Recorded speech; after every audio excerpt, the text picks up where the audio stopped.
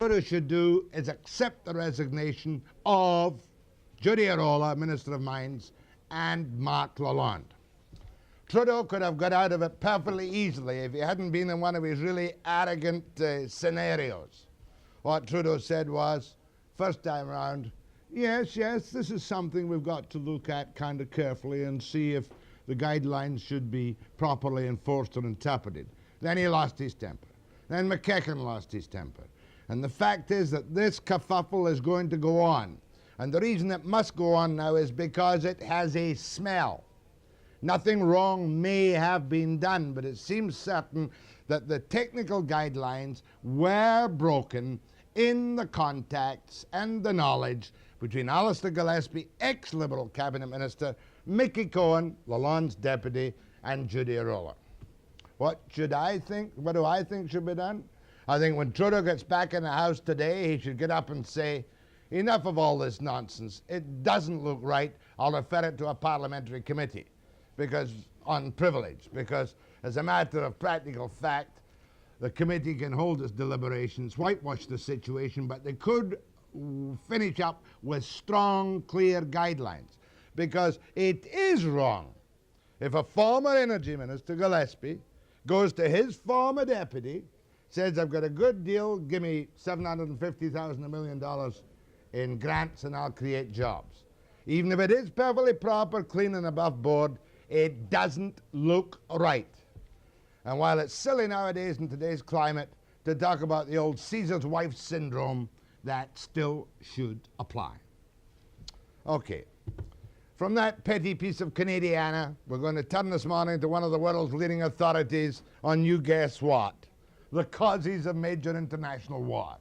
And his name is Dr. J. David Singer, and he's from, as they say, Detroit, Michigan. Also this morning, I've lost my lineup.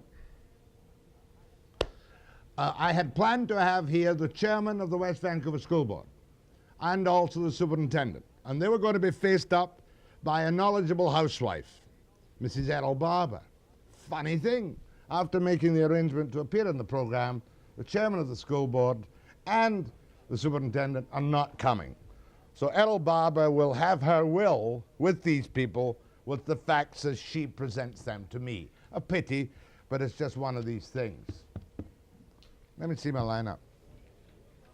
Oh yeah, lineup. Yesterday I took a walkabout at one of the really extravagant places in the middle of the recession. There are going to be 101 suites for rent in our magnificent BC Place Stadium, right? They're getting on like gangbusters. The place is full of the fancy seats, getting all ready for Her Majesty's visit. And this is one of the VIP suites. And you can have any one of those if you're prepared to put in a sealed bid at no less than $35,000. We'll give you the gossipy little details of how you can fiddle your tax on that towards the end of the program. But first for Dr. J. David Singer and a lovely, cheery view on confrontation, war, and mutually assured destruction. After the break.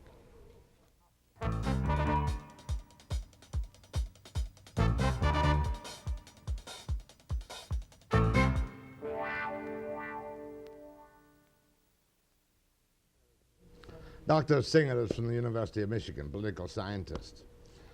I have a suspicion you're going to tell me everything I don't want to know about nuclear gamesmanship. In the 1980s now, are we in a worse condition than we were during the nasty old horrible days either of your hero Kennedy of Cuba, who scared me half to death, or John Foster Dulles? Are we now, with this old actor in Hollywood, from Hollywood, as your president, in a touchier and more tricky position about nuclear gamesmanship than ever before in the world's existence? I believe so, yes. How bad is it? Well, it's very bad in the sense that we have continued to pile up these nuclear weapons all around the world. The Northern Hemisphere today, we could say, is hardwired with nuclear weapons, with many fuses, short fuses, and many people in a position to light those fuses. So the world is much more dangerous in terms of the larger number of weapons. It's also more dangerous in that we and the Soviets both have gone increasingly to what we call a first strike, counterforced type of capability. That is, in the earlier days, nuclear weapons were thought of as retaliatory weapons only. The idea was that if you used them, your deterrent had failed. But during the 50s, the scenarios began to come out of the think tanks. The weapons designs began to come out of the various branches of the armed services in the U.S. and elsewhere. And during the last 25 years, both the Soviets and the Americans have played around with the idea that you could use nuclear weapons for other kinds of political and military purposes. Limited nuclear war. That has been the fond belief of many people, not all. There has always been a very, very deep division among strategists in and out of the governments. But temporarily, the people who believe that nuclear wars can be initiated, fought, and won are in the ascendancy. I saw a piece the other day that limited nuclear war is winnable because it's containable, and that the war might be fought in Eastern Europe and only 60 million people would be killed. I mean, this is madness. Is that a thought used allegedly logically in the Pentagon? There are those people and those groups who believe that kind of scenario could indeed occur. Do you believe that a limited nuclear war could end in anything other than world annihilation? I'd say that it's possible, but highly improbable. So you think that a limited nuclear war could be on the scenario and could achieve somebody's purpose? The destruction would be so much greater than any imaginable political or military objective that in this sense I agree with you. All I'm saying is that it's not impossible. It's highly improbable. But I could imagine a limited nuclear war if the combat were restricted to what we call tactical nuclear weapons. Who's going to be the gentleman who restricts it to tactical nuclear weapons? What is, supposing there were a limited attack in Europe from the Soviet Union, are we to believe that the Americans who hold the key in the button would respond in a limited reply? Oh, yes. At the beginning, I would expect so, yes. But let me also say, I think the likelihood of a Soviet attack or a Warsaw Forces attack in Central Europe is very, very close to zero. In other words, we are excessively armed with both nuclear and conventional capabilities against a contingency that is very, very close to zero. What do you mean by that, very, very close to zero? Are you saying to me that the Soviet ogre is imagination of the warmongers in the United States? Well, let's say it's about 50% a creation, an exaggeration. Obviously, the Soviet Union is a standard number 2 major power. It's behaving very much the same way the revisionist major powers have over the last 2 or 3 centuries. Okay, standard number 2 major power. Yeah. Revisionist and kind of orthodox. In many ways orthodox, yes. All right, the United States under Reagan and Caspar Weinberger. Yes. How do they classify? Are they is the chances of them declaring a war as close to zero as the Russians? Yes, I think so.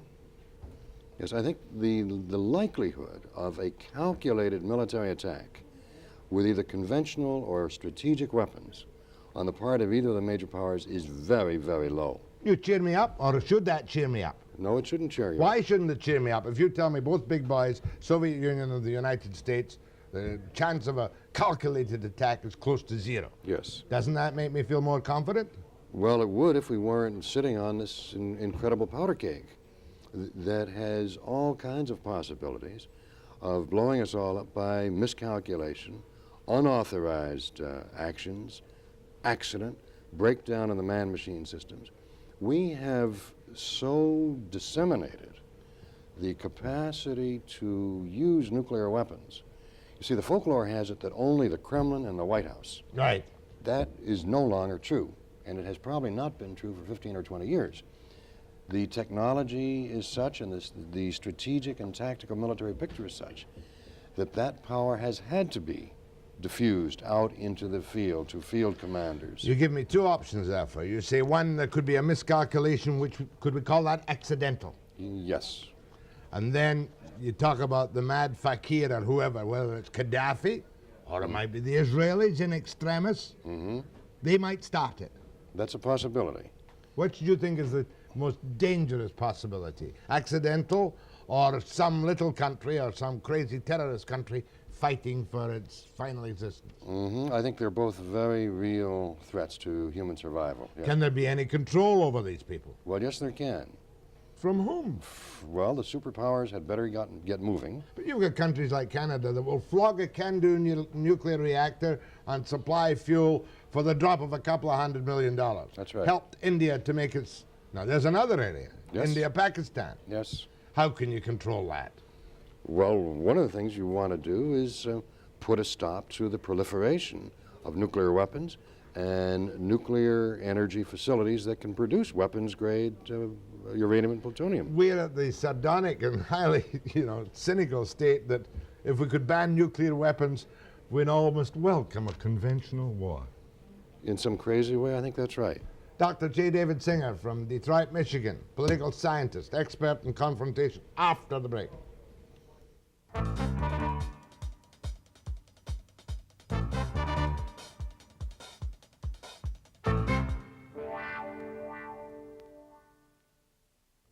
Dr. Singer, I give the nod, and do interviews, partly as a matter of conscience, but partly as a matter of rote on nuclear destruction, because if you don't at least talk about it, you're an idiot.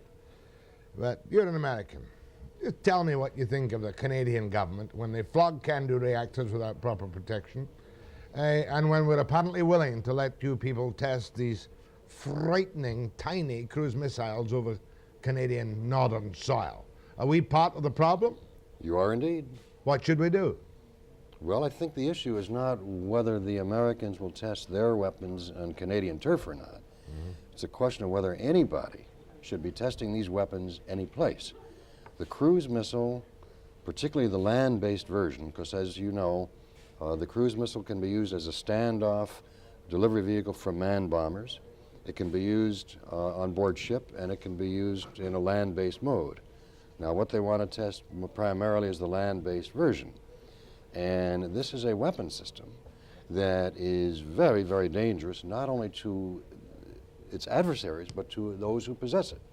It's a dangerous weapon because it has two characteristics that make it so. The first is that it's very vulnerable.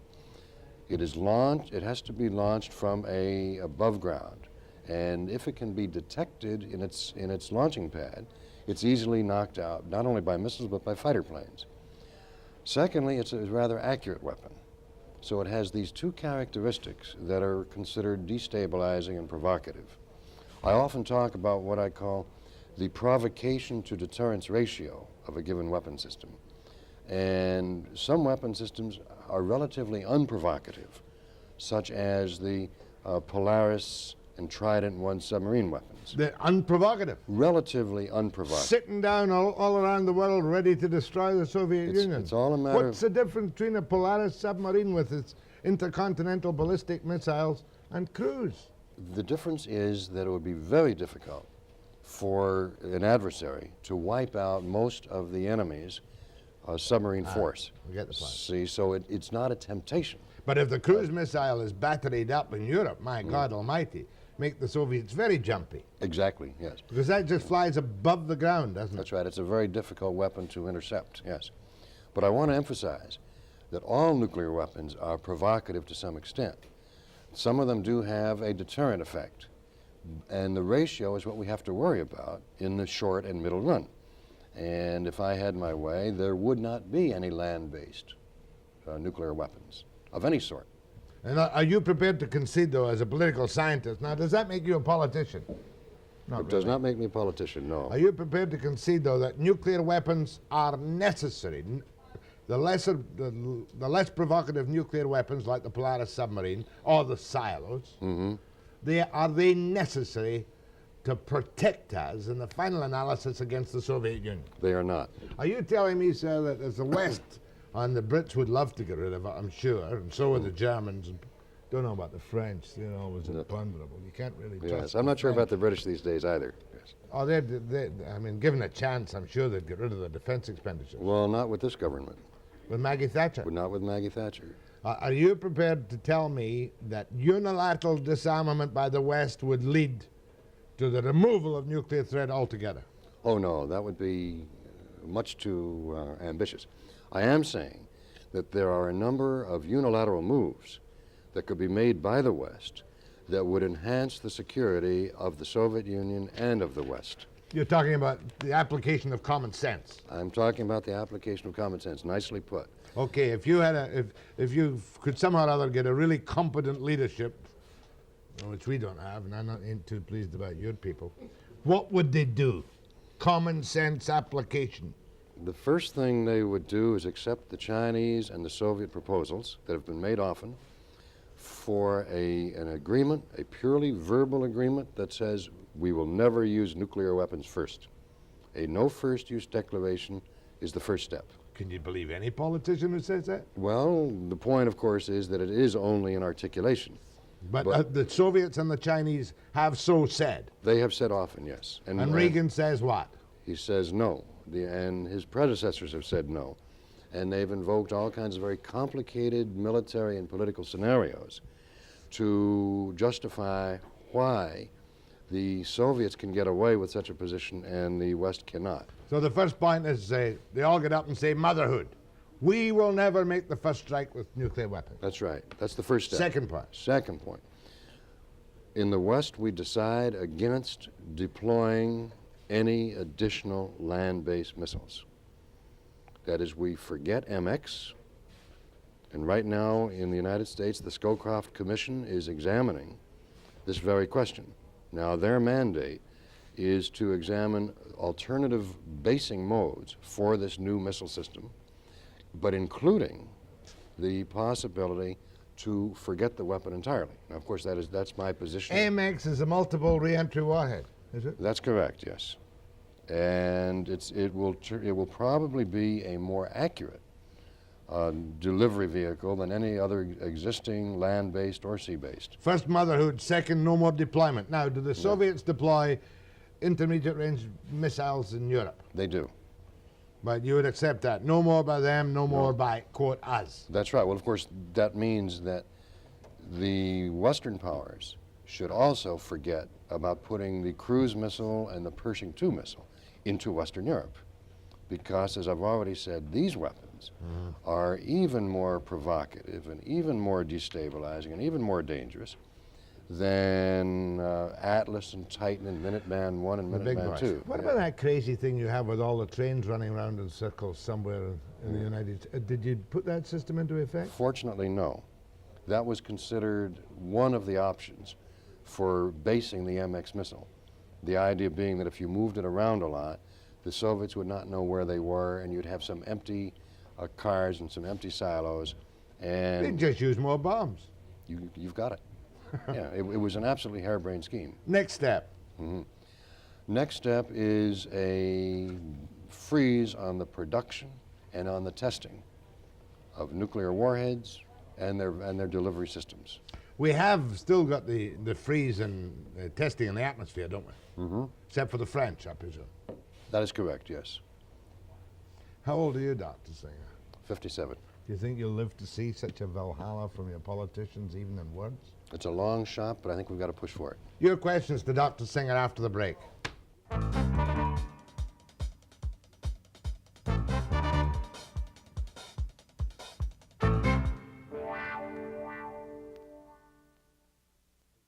One question to Dr. Singer, who's really from Ann Arbor, Michigan. It really doesn't matter what kind of political leadership we have in the West. We know they're not going to change the type of political leadership in the East, does it?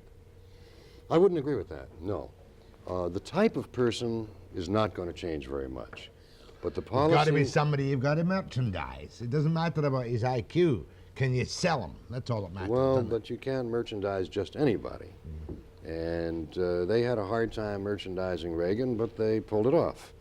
Right, now, what do we need that for when you're looking at political leadership? We don't need a change in philosophy. We merely need the application of common sense. Well, we need a change in philosophy. Well, what should it be? Well, it should be a recognition that we live in a highly interdependent world. It should be a recognition that foreigners are merely different, not inferior, that foreigners will have different interests, just as people in our own countries will have different interests, and that we need to dramatically beef up the efficacy of supranational, international agencies and organizations. We've got to share our wealth. Well, I think that's a part of it, but I think that's more critical in the longer run. In the shorter run, we've got to find a way to get out of this bloody arms race. And to do that, we're going to need to have a lot of pressure on our political elites.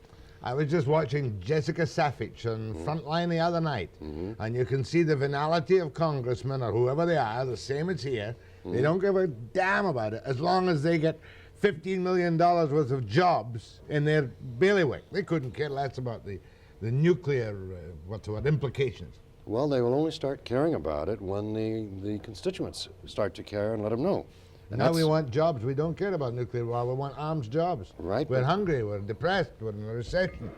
That's right. But people are beginning to appreciate that there's a connection between this outrageous expenditure on military hardware that actually jeopardizes rather than enhances our security and the sorry and dismal state of the economies. Maybe we need a good depression so that people will suffer and get back to true values. Eh? We've already got a pretty good one, and it's very destructive. Go ahead, please.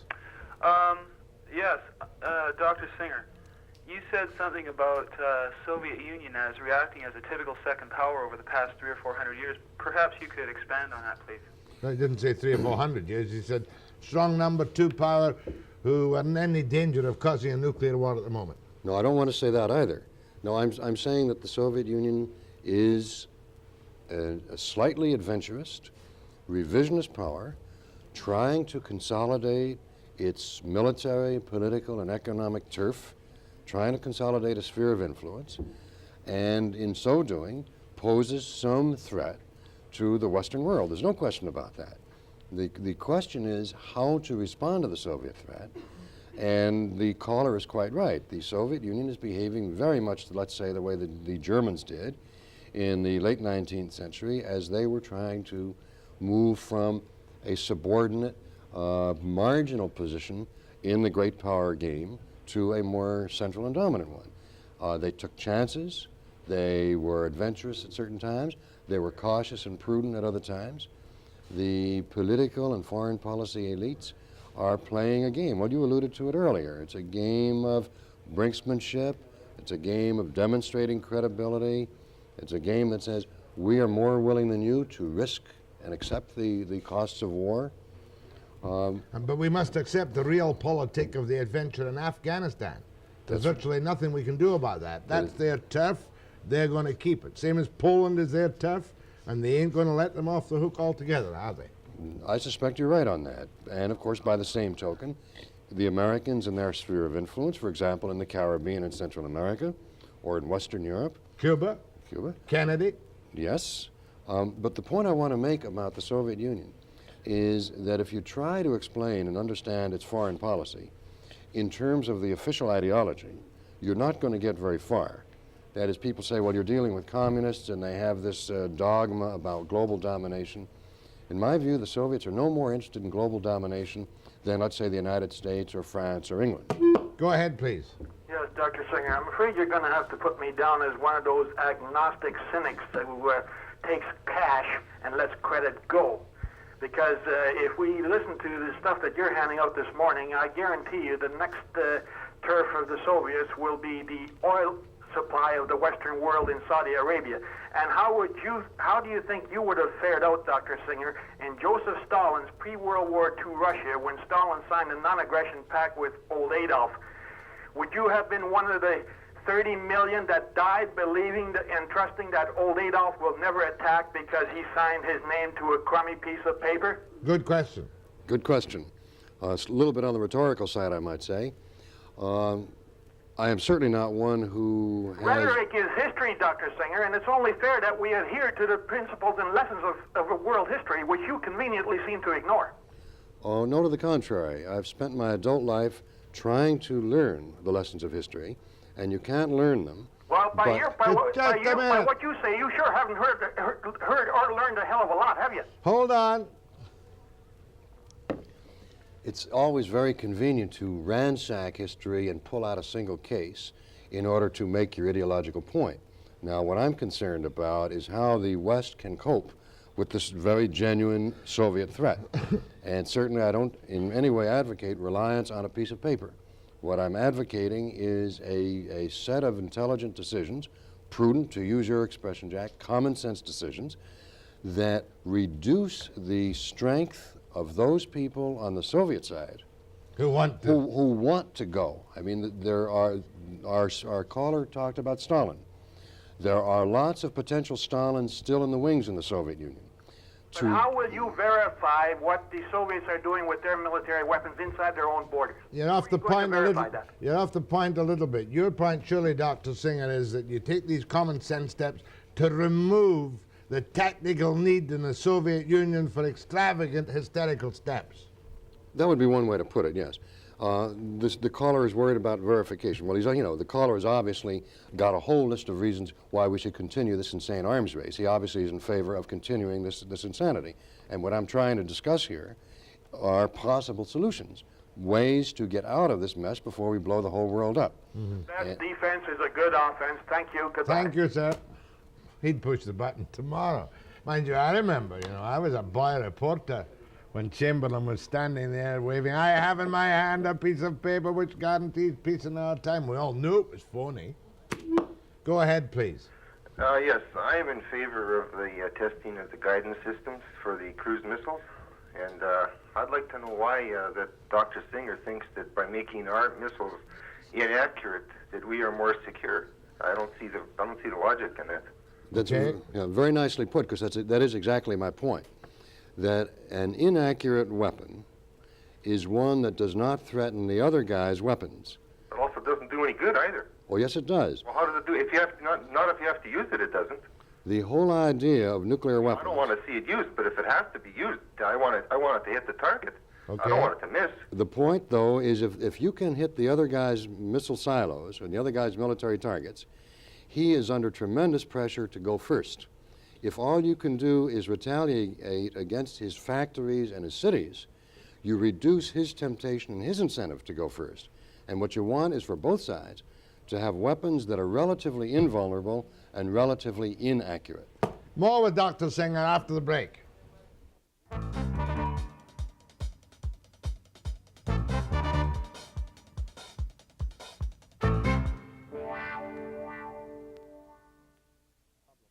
A particularly sane look at the insane problem with Dr. J. David Singer. Confrontation and war. Oh, my God. Go ahead from Victoria. Good morning. Morning. Yes. Well, I kind of think you got a bit of a mole there among us for your guest, and What do you mean a mole? he knows what I'm talking. One of those people that come from that part of the country to the north of us that want to subvert from inside. God, you're a CIA agent already. No, KGB. Oh, you're a KGB agent. Well, Maybe I didn't both. say he was. I think one of the types. Anyway, I would like to see all placard carrying and those people go to Russia and tell them their idiom. okay, fair enough. Hey, I think they should all go there and see how they get away with it. Good, thank you very much. That, of course, is a great propaganda strike. We at least got some freedom of speech. Well, as a matter of fact, I have exactly followed this guy's advice. I have been several times to the Soviet Union, and I have carried on fairly sane and lucid conversations with their military and foreign policy people, and they have a point of view, and our job is not to merely dismiss them, but to try to do business with them. Now, I don't like those people anymore. I don't like their foreign policy any more than the caller does. But you can't just deal with a problem as serious as this by saying that you're dealing with a bunch of gangsters and that's the end of it. Go ahead, please. Dr. Singer, since 1952, NATO has maintained that nuclear weapons are essential for the defense of Western Europe against possible Warsaw Pact aggression, which involves conventional weapons. I'd like you to speak about NATO and the threat that this deployment would do for the Atlantic Alliance. Well, many people argue that NATO has been the key ingredient in keeping the peace in Europe. As I've already suggested, I don't think that NATO has played that crucial a role in... It does up here. Well, there are some people who believe it and there are some people who don't. And Our Trudeau says as long as we belong with NATO, this is what we're going to do. We're going to follow you with a cruise missile, and over it comes. Well, this is my point. Yeah. I was about to say that I don't think NATO has been that all useful in dealing with the Soviet threat. Why don't we get out of it? Well, now, wait a second. And I want to say it has been detrimental politically because you get the kind of statement from the other Western leaders that you're just quoting from Trudeau. The idea that because we're in the same alliance, we have to go along in an unquestioning way with the superpower that leads the alliance. And one of the most useful things that we could do in the Western powers is to press the Americans for a much more rational and sane military and security policy. Go ahead, please. Yeah, good morning, Jack. Good morning. Dr. Singer.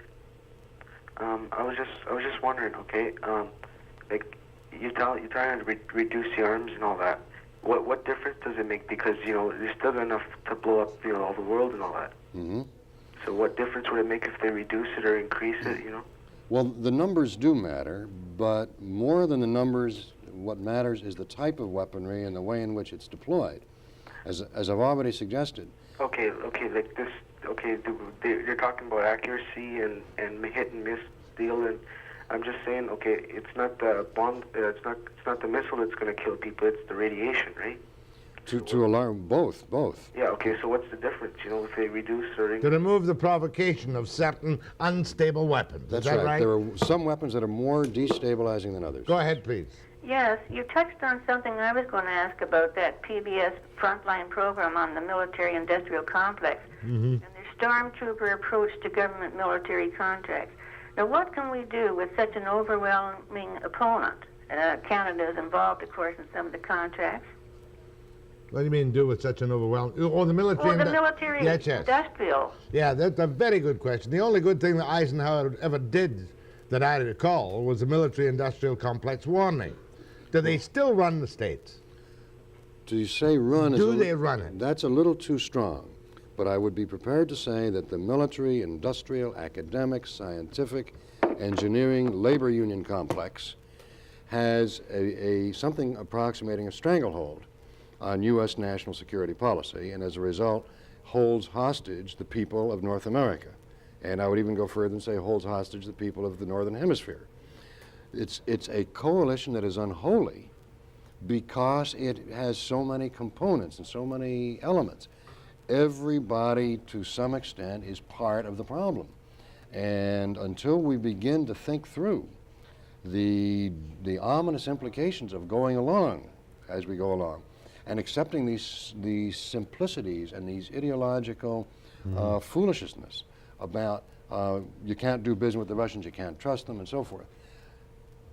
They are very tough guys. Close to a stranglehold. Are there any influences which can seriously fight or defeat this near stranglehold? Absolutely. An aroused citizenry, a competent journalism, and a reasonably honest legislature or parliament. We could begin to turn this thing around. My view is that people are beginning to get nervous again. Now, we've seen a steady rise and fall in opposition to military spending and excessive preparedness programs for 35 years.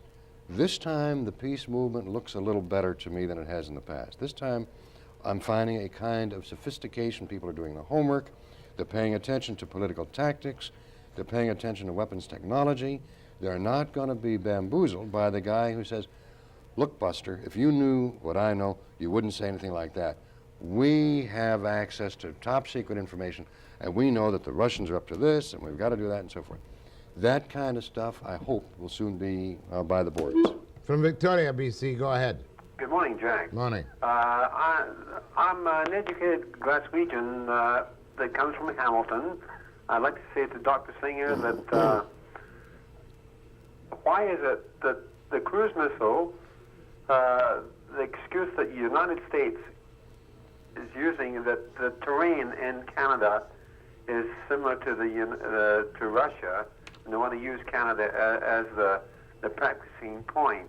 The climate, isn't it? And topography. The thing is that, as far as I'm concerned, the cruise missile is something that flies. I think the air in Russia, the air in Canada, and the air in the United States is exactly the same. Are you against the Canada. Are you against the testing here? I'm against the testing here. Thank you. More after the break.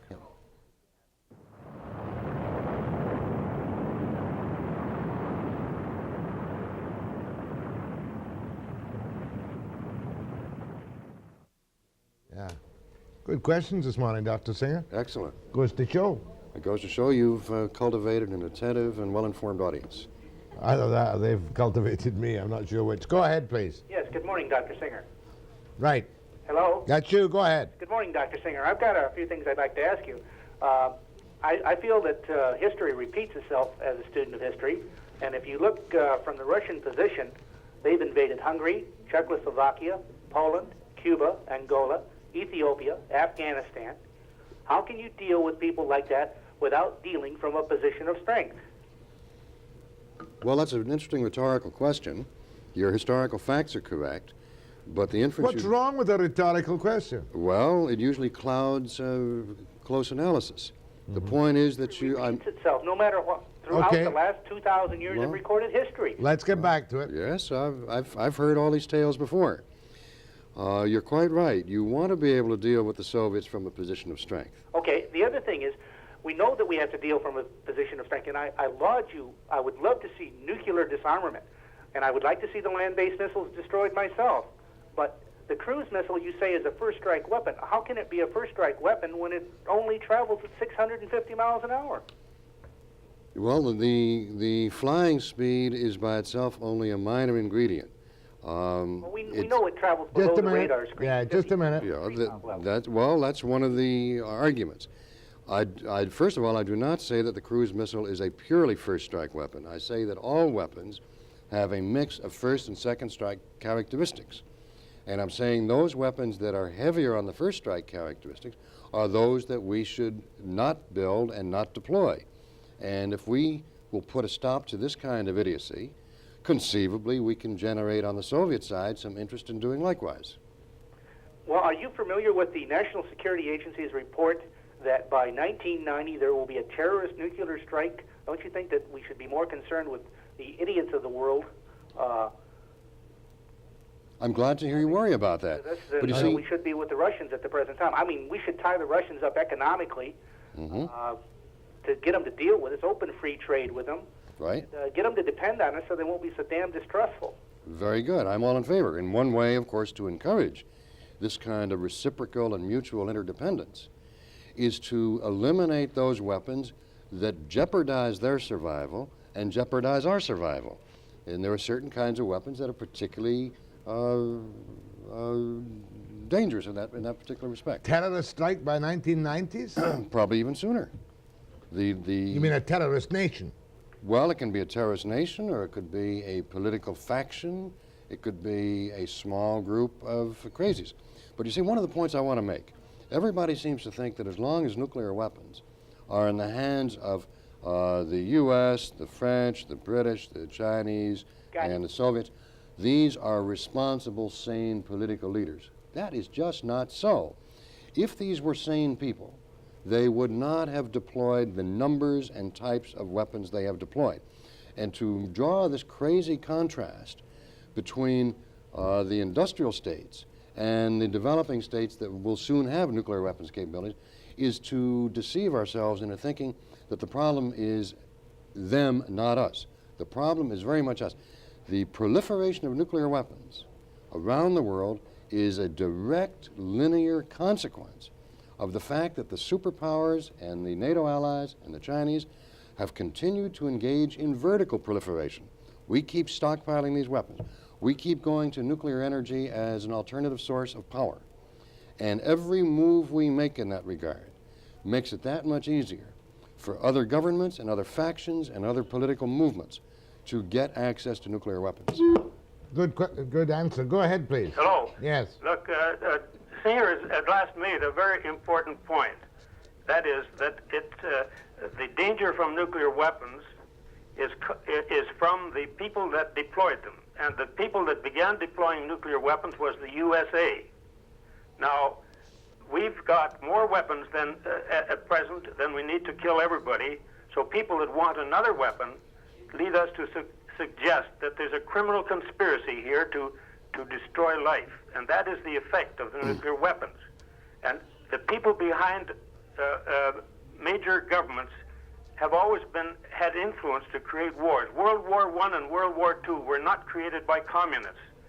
The Russian situation has been a demonology, a propaganda, a shell game. The fact is that the most dangerous people in the world today are Caspar Weinberger and Reagan.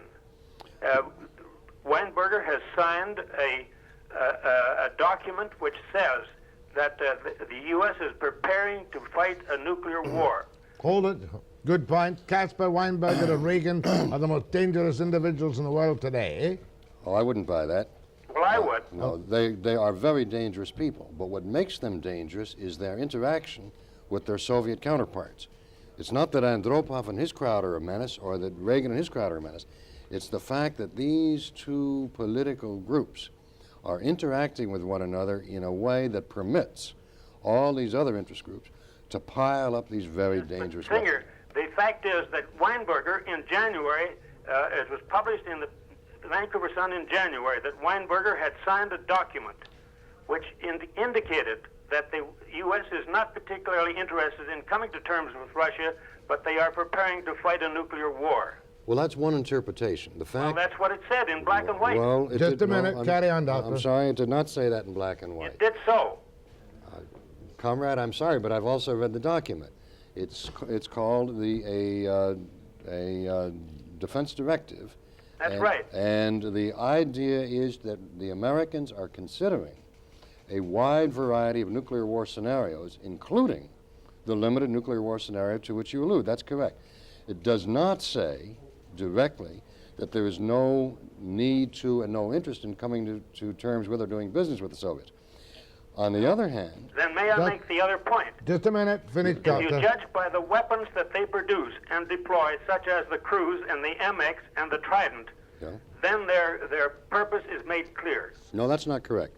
Well, I think it is correct. Then do you want to say by the same token that by the Soviets' deployment of SS-4, 7, 8, 19, and SS-20, that their purpose is made clear and they're out to launch nuclear war? I would say that the Soviets have a dual problem here.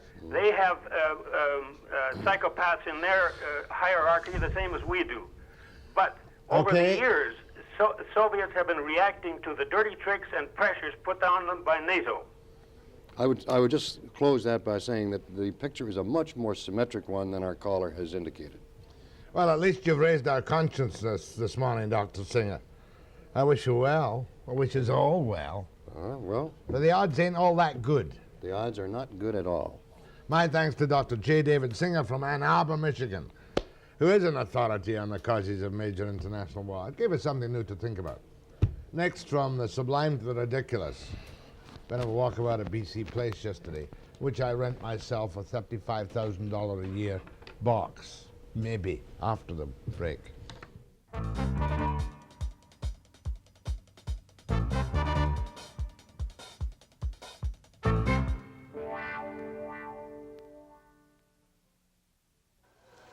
What a difference since I was in the stadium on November the 14th for the roof raising, quite a roof raising.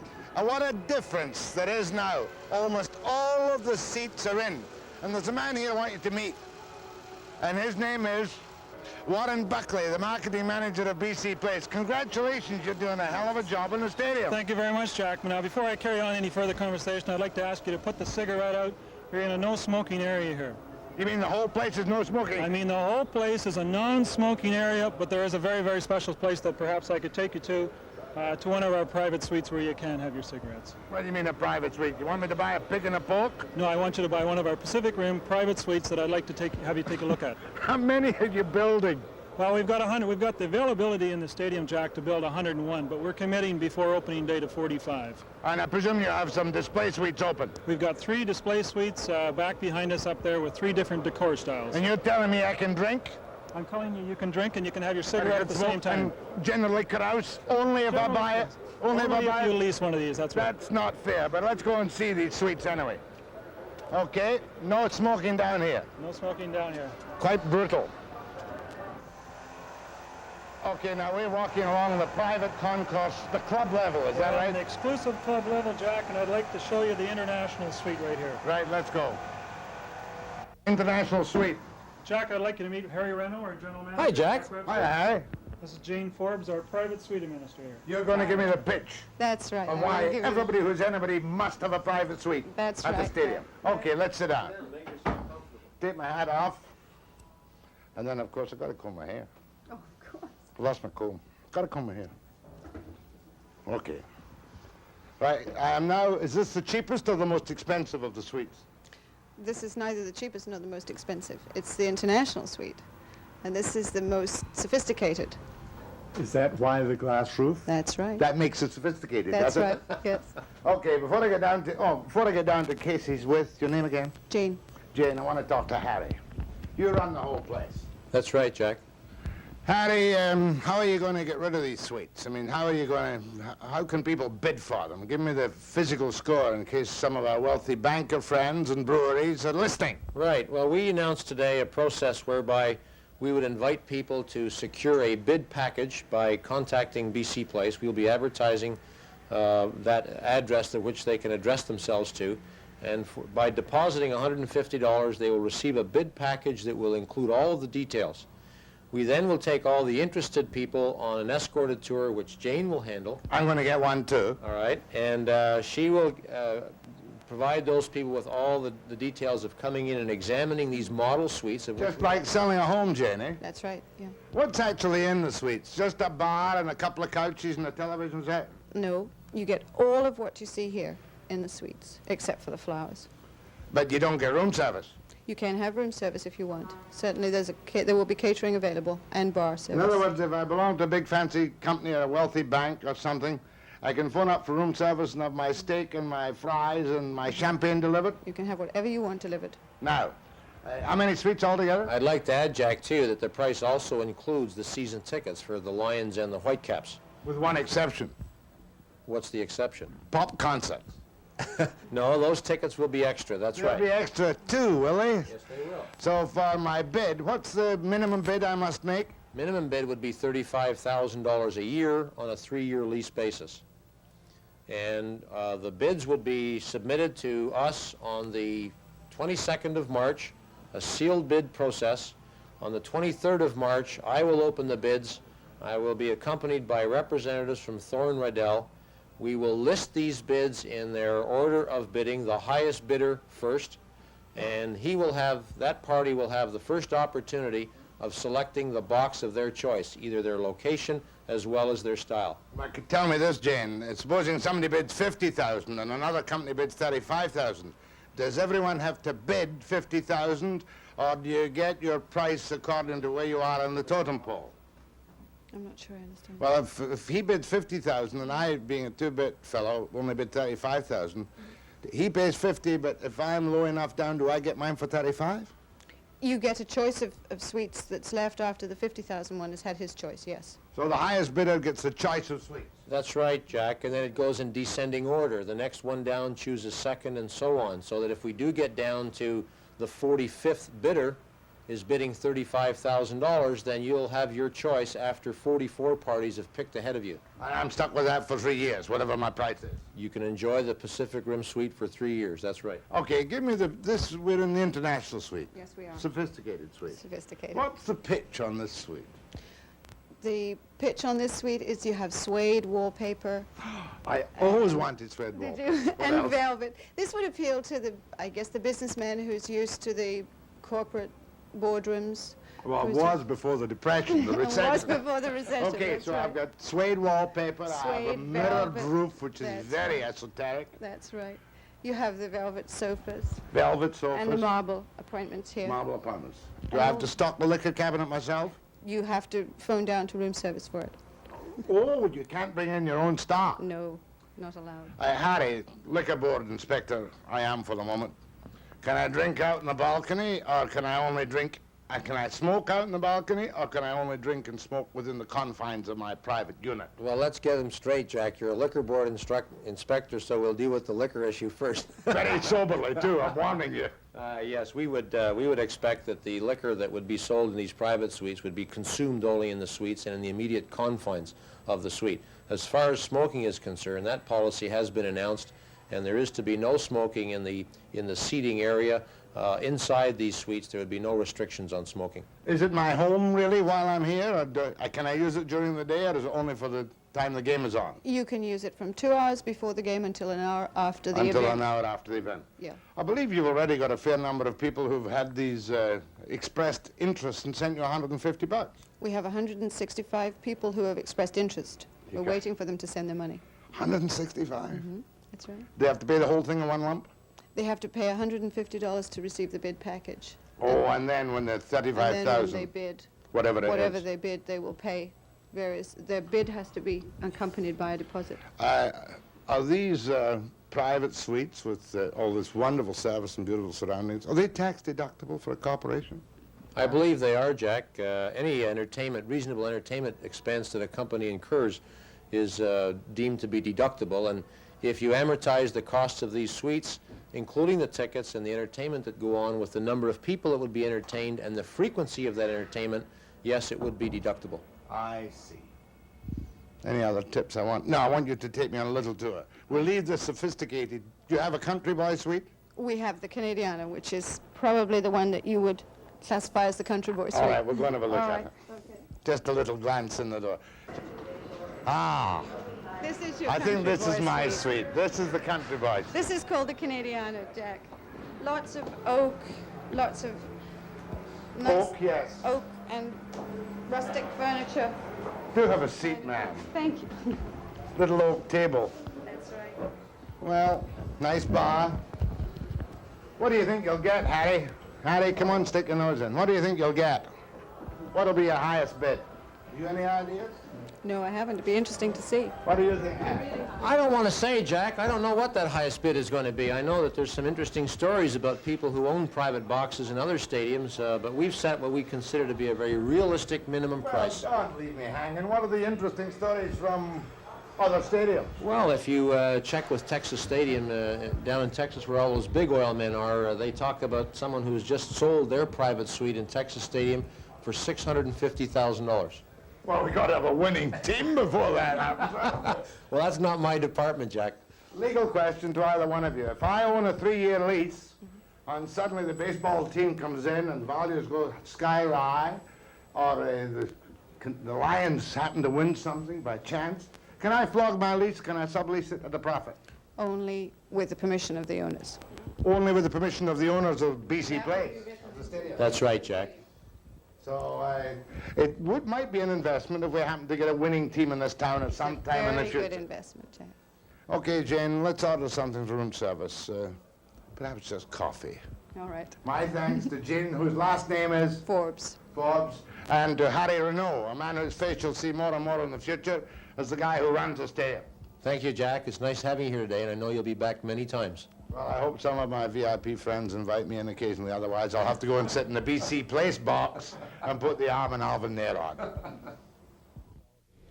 They've got 100-odd expressions of interest already, all of whom have sent in the $150 for their bid package.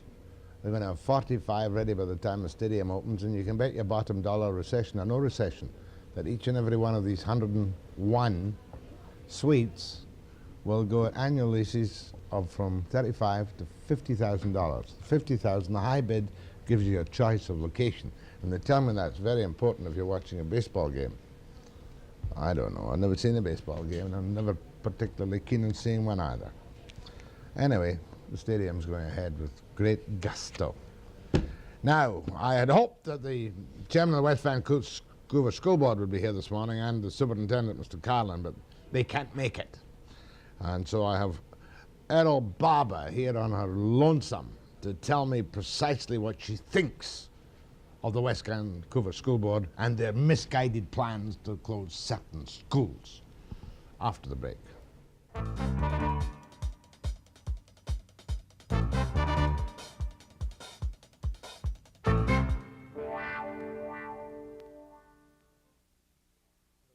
Normally I deal with the bigwigs in the education. Van der Zam comes on and causes trouble.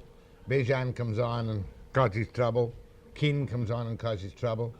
Very seldom do I get down to the level of the people who really matter in the system, the pupils and the parents. Now, this is Eryl Barber. Eryl Barber lives in West Vancouver. Eryl Barber is very angry and upset with the West Vancouver School Board, Would it be fair to ask you, Eryl, what do you really think of the West Van School Board? Do they know what they're doing? Well, I don't believe they do. I don't believe they've studied their own figures, Jack. I just can't believe what they're doing. All right, now, you're objecting specifically, I believe, to the closure of one school, Right. Eagle Harbour Community School, you Right, call it. right. Now, that's out of sheer selfishness on your part because you live in Eagle Harbour. Precisely, but it's the only school we have without driving 3 miles in either direction. All right, but if the pupil ratio has dropped or whatnot, why can't they close the school along with it? They were going to close 5 schools, weren't they?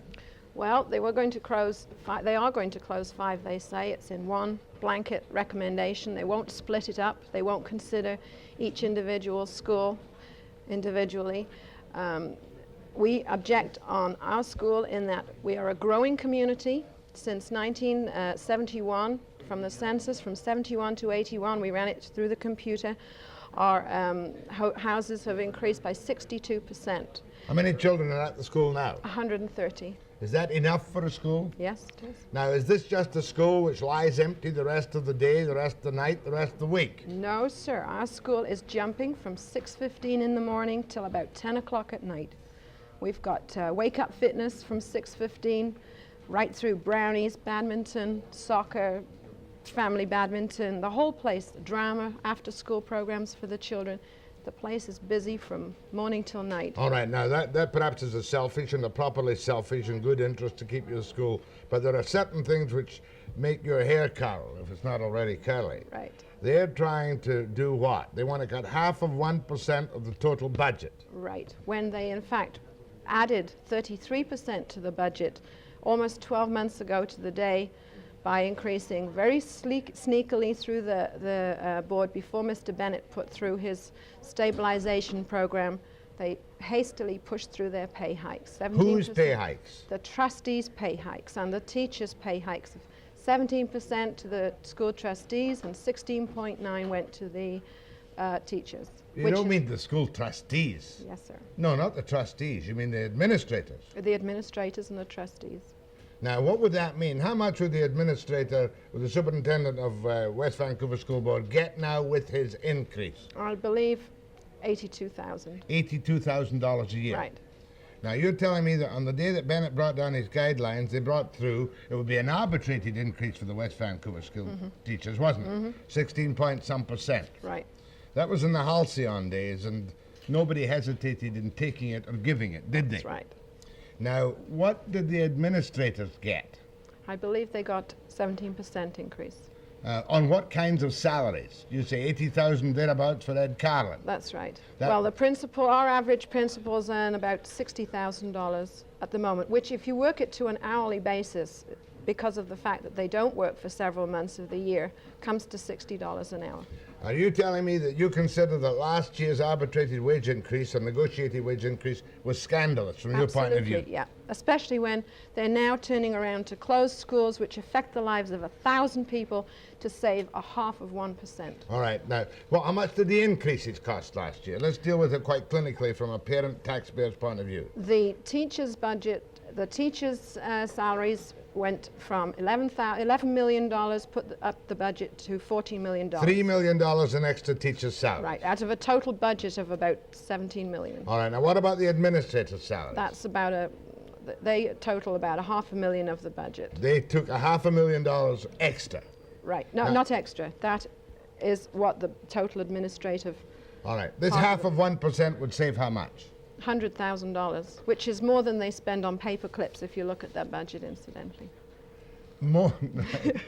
You mean less than they spend on No, paper more. clips? No, sorry, less than, yes, it is. It's less than they spend on their paper clips, I beg your pardon. You don't mean paper clips, you mean school supplies. No, I mean administrative office expenses. If you look at their budget, it is less than they spend on their paper clips. So by trying to save half of 1%, they're going to close yours and 4 other schools. That's right, affecting the lives of more than 1,000 people in our area. And you think it's sheer hypocrisy that last year they took an extra $3 million in salaries for administrators and teachers? That's right. You have a suggestion, though, as to how West Vancouver School Board could raise money instead of closing these schools. What is your suggestion? Well, I did write to you and I wrote to the mayor, there were several ideas. One of them was that perhaps they should close the school board offices. The school board offices alone are worth $2,198,000. It's a lot of money. They could move into one of the schools they're closing. You mean sell the school board Sell offices? the school board offices. And move into one of the empty schools? Sure. What an inconvenience that would be for civil servants. How dare you make such a gross suggestion? Eh? Right. Did you tell this to Carolyn and who's the chairman of the school board? Alban? I did, at the meeting they held for our school on the 1st of February. And did you suggest this? I did. And what did they say? They said, that's very interesting, please send me a copy of your recommendation.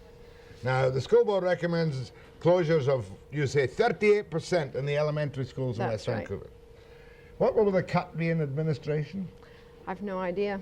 I believe that the principals cannot be sort of laid off, so they have to then go back into the teaching, which I don't know how good teachers they would be, having been administrators, some of them obviously for 15, 20 years, but they would obviously not go back to a low level. They'd have their administrative allowance taken away, which is about maybe $12,000, but you're still paying them like, you know, $50,000 to be a teacher. How many excess principals? Has this plan gone through to close the 5 schools? Not yet, the 7th of March. And they're planning to close 5 schools and we'll have 5 excess principals? Right. 5 teachers will be laid off at the bottom, will they? Possibly, yeah. But you don't know? That's right. All your teachers' aides were laid off some time ago. That's right. Did you miss them at all? Well, I guess the teachers missed them. They didn't have people to help so much in the classroom. Is it your basic case, Eryl Barber, that they're so automated by their own kind of dogma that they will not look at any sensible adjustments to save your school? Right. I believe that. And I believe also that the figures they have, I've studied them in the last 2 weeks. I've had a chance to study them.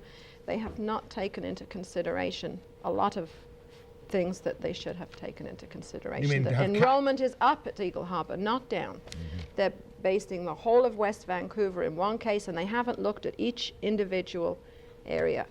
We have a 3.3 people per household in Eagle Harbour compared to a 1.99 people per household around the Ambleside, Dunderave area, and yet all the schools are in that area. You would agree that Pauline Johnson and Cedardale schools should be closed? Yes, Pauline Johnson is an old school and they have an alternate school just a block away. And if any schools have to be closed, then yes, I feel Pauline Johnson. And Cedardale, unfortunately, only have 20 pupils, and I don't see that we can keep a school open. You have another radical idea which makes common sense to the layman, but we won't get the reaction from Alban anyway, but you can have your say about it after the break. And calls.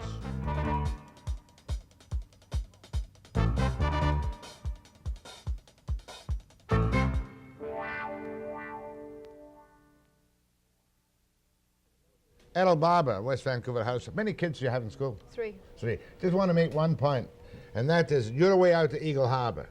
All the facilities are, the community facilities are elsewhere. That's right. What do you have if they close Eagle Harbour School? What will you have this summer? If they close Eagle Harbour School, we will have Park Verdun, 2 lifeguards on the beach in the summer, and a service station, which will become our community centre.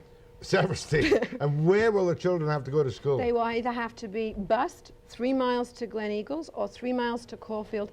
And actually, according to the school board's own figures, they don't have room for those children in those schools. You have another common sense suggestion, which of course will be ignored, but it's sacrilege. You suggest amalgamating the North and West Vancouver school boards. Do you think that's practical? Absolutely. And you could lay off at least one superintendent at $80,000 a year.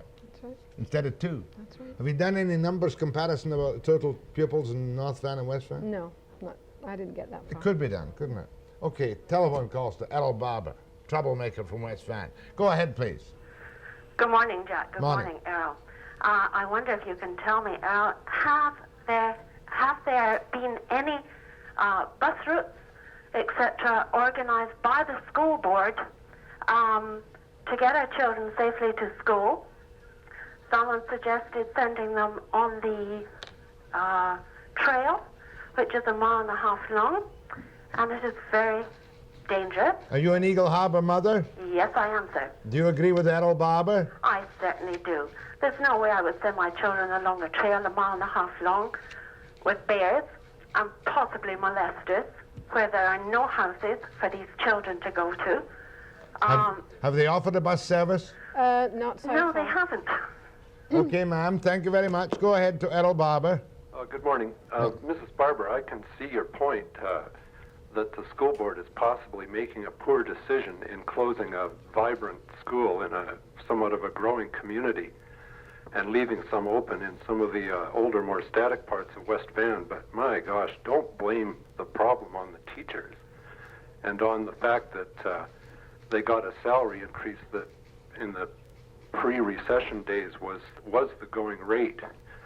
The other thing is, if you're going to expect teachers to live within driving distance of a school in West Vancouver with what it costs to live anywhere near there, they've got to be paid a wage which will enable them to live near there. Teachers' salaries have gone up 68% since 1978. Say that a little louder. Teachers' salaries have increased 68% since 1978. You get no sympathy from Eryl, teacher. No sympathy from Eryl, I'm afraid. Well, the average school teacher in West Van earns $35,000 a year. A lot obviously earn more. That's about $35 an hour. You've got the highest. Have you got the highest paid teachers? We have very experienced, very high-paid teachers. Because once they're there, they don't want to leave West Van. That's right. Well, thank you, sir. Go ahead, please. Yeah, I'd like to know where Barbara was at the last election and what she's going to do next time. Are you going to run for school board? I have no idea. You're not. Might you? I don't know. That's a good idea. Maybe I'm sure Mr. Carlin would endorse you and Mr. Alban would endorse you. You see, what they don't want in West Vancouver is they don't want anybody to make waves. You know, Humphreys is doing not a bad wee job, I don't think, but I don't really follow West Van that much. Abbotsford? What do you mean a call from Abbotsford? Go ahead from Abbotsford. Good morning, Jack. Morning. I have a statement to make and a question to refer to Barbara. First of all, I do not believe that she should turn around and slur principals by saying that if they are taken away from their administration position, that they've been out of teaching for so long, what type of a teacher would they be once they get back in? Secondly, when she says that the average school teacher in Vancouver makes $35,000 a West year, Van. is she taking her census or whatever you would call it, the way they do for the newspapers, by including all the high-paying people at the Board of Education or the Education Department in Vancouver, in Victoria, and including all the high-paid salaried people at the different school boards. One moment, please. What is your... These are figures taken from the school board. These are the figures given to you by the school board in West Vancouver. Vancouver. The average teacher in West Vancouver makes $35,000. That'll be high and low averaged. Well, Jack. You can bet the boot they haven't included the administrators, because that would push it up to 45. Jack? Yes. Yes, well, I totally disagree with her 100%. Nice to see her speaking out, though, isn't it? Well, it is nice to see her speaking out, and I agree with a lot of the education cutbacks. Are you still there? Yes, you've got 1 second. Okay, but don't slur the teachers. Thank you. My thanks to Eryl Barber. You'll probably run for school board. Best of luck. Nag them and jab them, it's good for them. After the break.